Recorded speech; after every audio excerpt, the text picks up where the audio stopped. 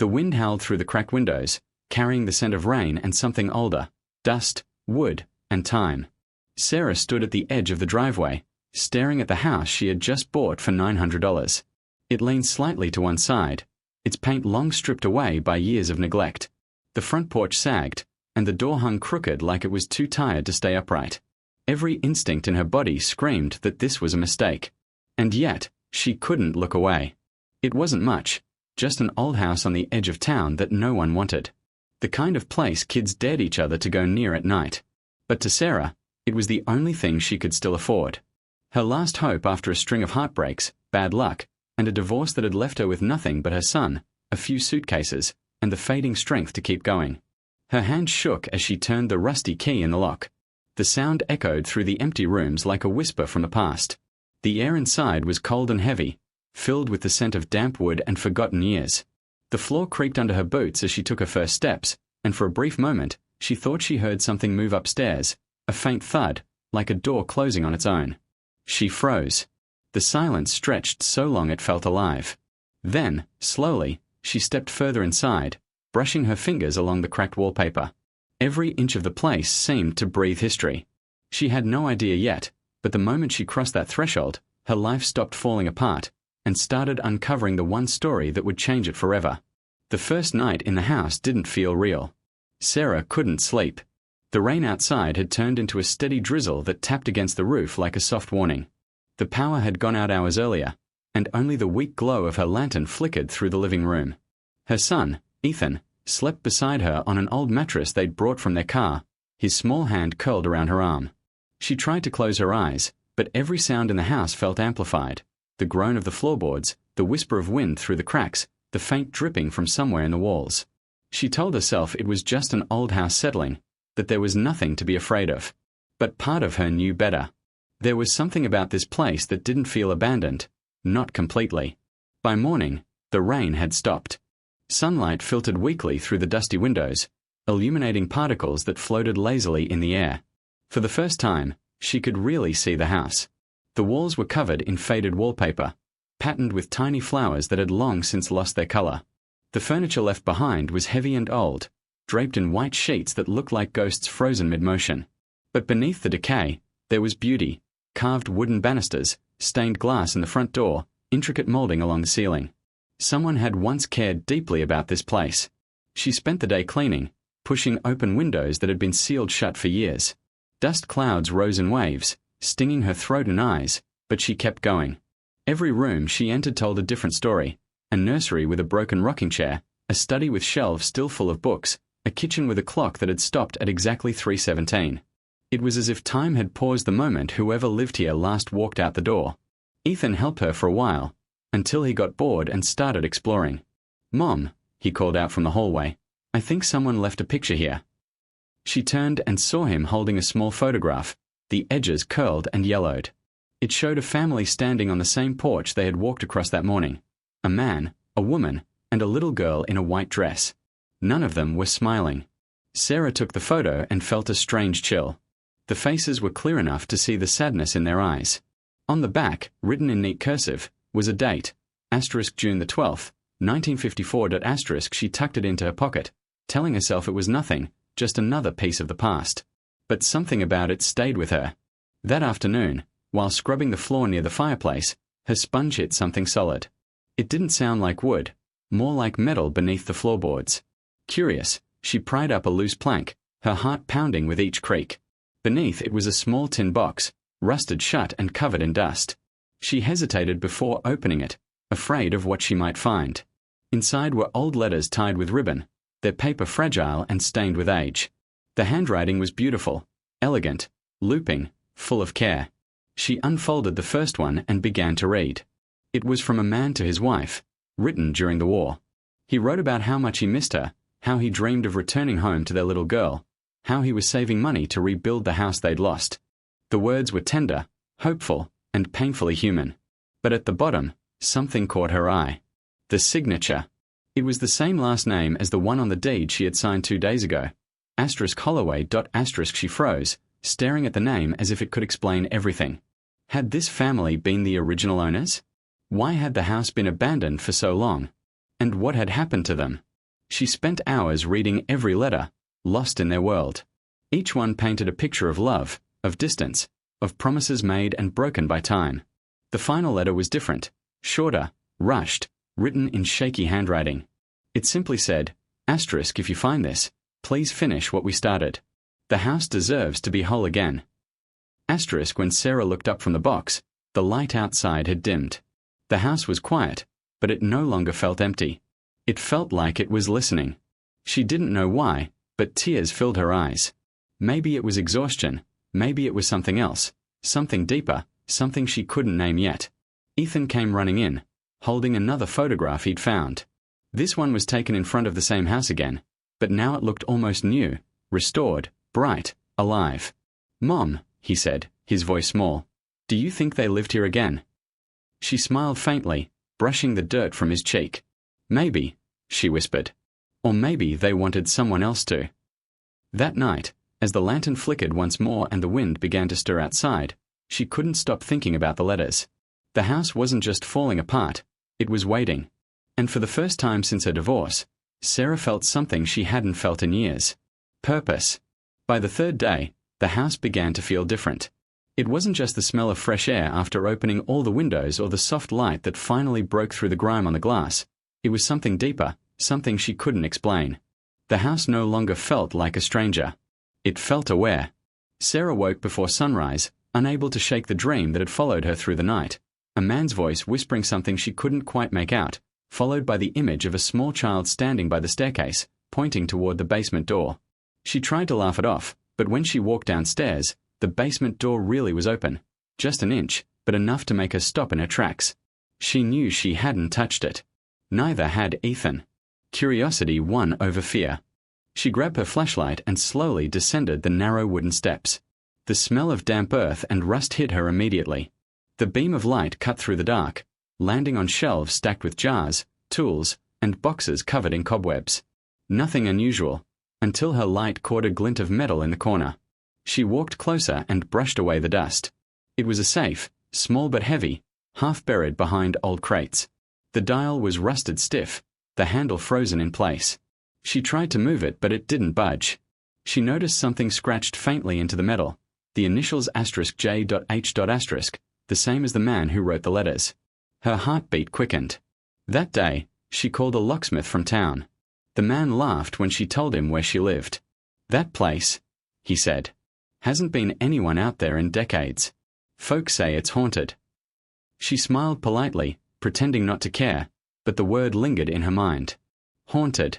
When the locksmith arrived, he spent an hour fiddling with the safe before it finally creaked open. Inside was a single object, a small wooden box wrapped in faded blue cloth. Sarah lifted it carefully, her hands trembling.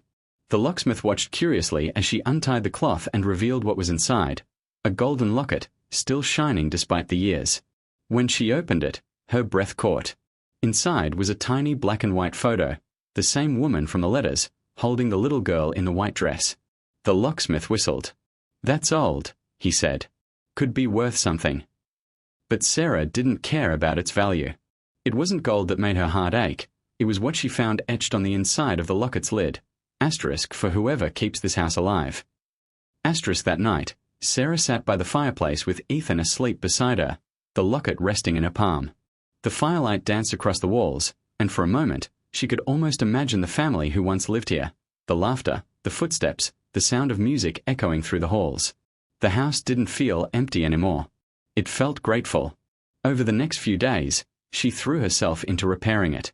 Each swing of the hammer, each coat of paint felt like more than work. It felt like healing.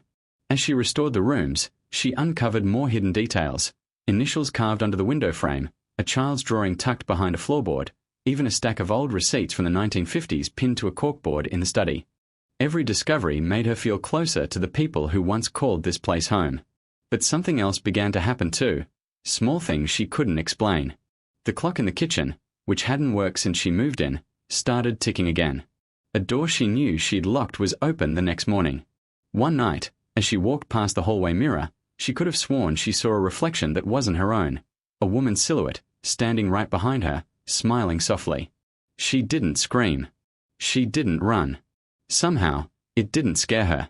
It felt like the house was trying to communicate, like it was showing her memories she needed to see.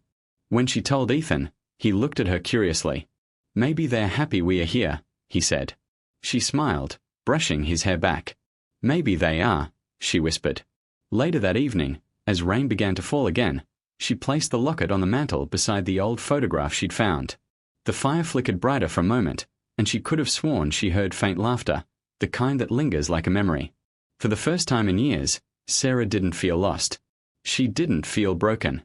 She felt chosen.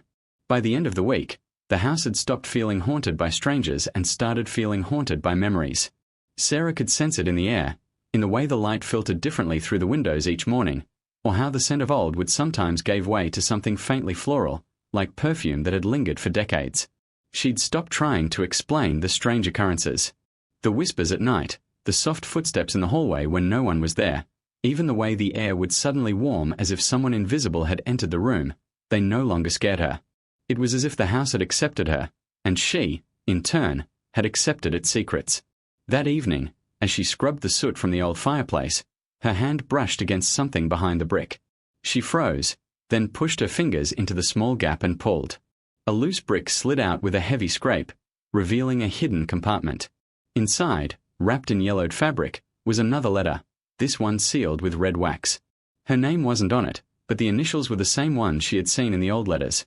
*J.H. Her hands trembled as she broke the seal. The ink had faded, but she could still make out the words. If this house stands, then so does what we built. For whoever finds this, the truth is beneath the roots. Protect it as I did. She read the letter twice, her pulse quickening. Beneath the roots. The words repeated in her head, echoing louder each time. There was only one place on the property where the roots ran deep, the massive oak tree in the backyard. It had stood there for generations, its thick trunk twisted with age, its roots stretching across the soil like veins. By the time she reached the tree, the sun had dipped below the horizon. She grabbed a lantern, her boots sinking into the damp ground as she walked. The air smelled of rain and moss. She circled the trunk, running her fingers along the bark until something caught her eye, a small patch of earth that looked freshly disturbed. Kneeling down, she dug with her hands first, then with a rusted trowel she'd found in the shed earlier that day. The soil was heavy and wet. Her fingers ached as she dug deeper, until her nails scraped against something solid, wood. She wiped away the dirt to reveal a small chest, dark and smooth, with an old iron lock. Her breath hitched. The key. She ran back inside, nearly tripping on the porch steps, and grabbed the brass key from the mantel. It slid perfectly into the lock. When it turned, the chest creaked open with a sound like a sigh. Inside were old photographs, war medals, a folded flag, and another letter. But what caught her attention most was the bundle of deeds at the bottom, land titles, bank documents, and signatures that matched the ones in the earlier letters. Her eyes widened as realization sank in. This house wasn't just abandoned. It had been hidden, protected. The letter inside the box explained everything. It was written by the same man whose words she'd read before, only this time, the tone was heavier. If you are reading this, then the Holloway name is gone, and the world has forgotten us. We built this place with hands that worked and hearts that broke. The land was taken once, but we fought to keep it.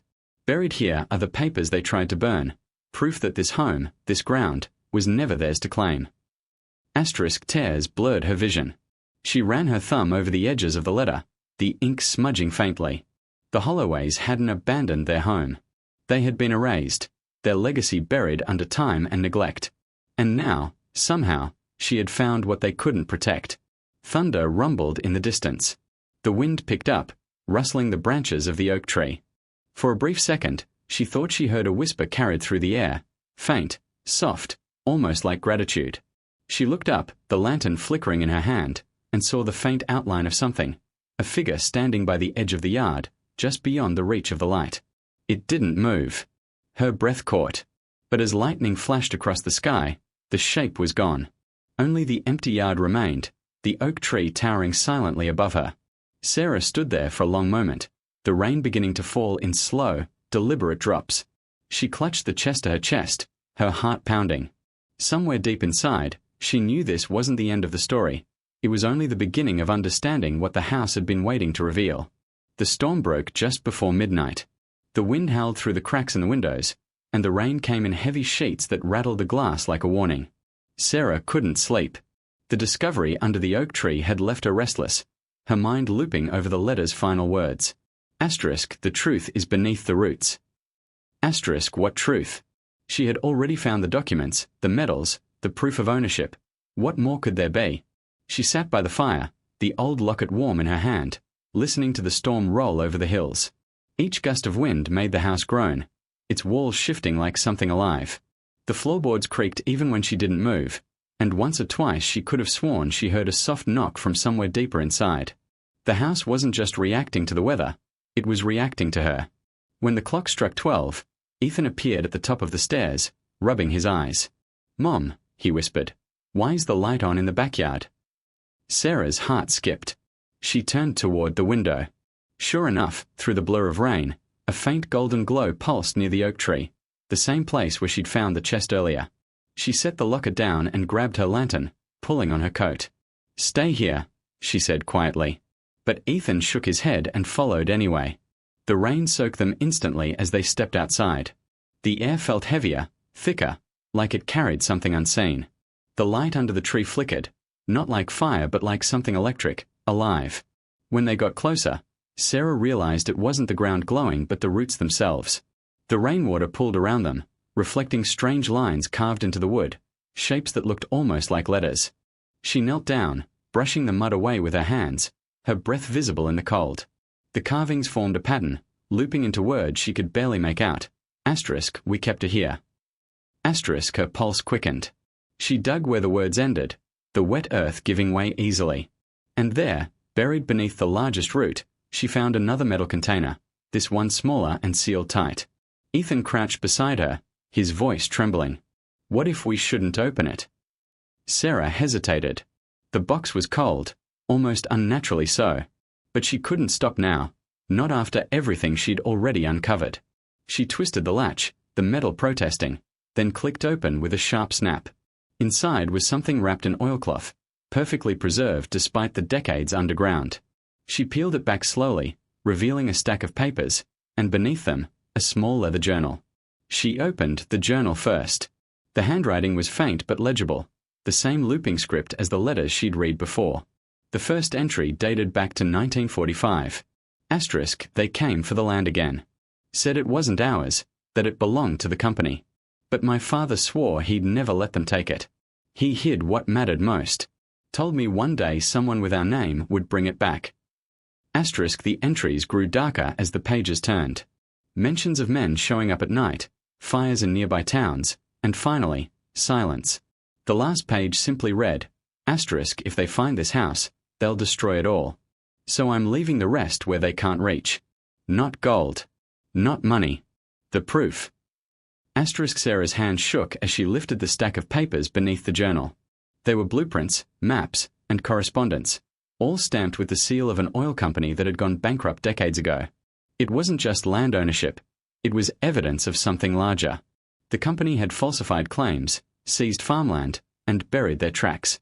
Her property had been part of that scandal, hidden away before the truth could come out. Ethan looked up at her, his voice barely audible over the rain. "Mom, does that mean Grandpa's house, the one they took, was part of this too?" She didn't answer. She couldn't. But deep down, she knew the truth. This wasn't just the Holloway's fight. It was part of her own history too, passed down without anyone realizing. The house had drawn her here for a reason. A flash of lightning lit up the sky, and for a split second, Sarah saw something impossible, a faint outline of figures standing beneath the tree. The man, the woman, and the little girl from the photograph. They weren't frightening. They were calm, watching, as if waiting for her to understand. The thunder rolled, and they vanished, leaving only the rain and the roots gleaming in the lantern light. Sarah clutched the journal to her chest. She didn't know if what she saw was real or some trick of exhaustion and stormlight. But the feeling in her heart was undeniable, the sense that the story wasn't finished, that the house had found her not by chance but by purpose. The wind died down, the rain softening to a whisper. She looked at Ethan, his face pale and wide-eyed, and managed a faint, shaky smile. "Let's go home," she said. And when they turned back toward the house, she noticed something she hadn't before. Every window was glowing softly, golden light spilling through the cracks, flickering like hundreds of candles burning in welcome. The house that had once been forgotten now felt alive again, as if it had finally remembered its story, and the person meant to carry it forward.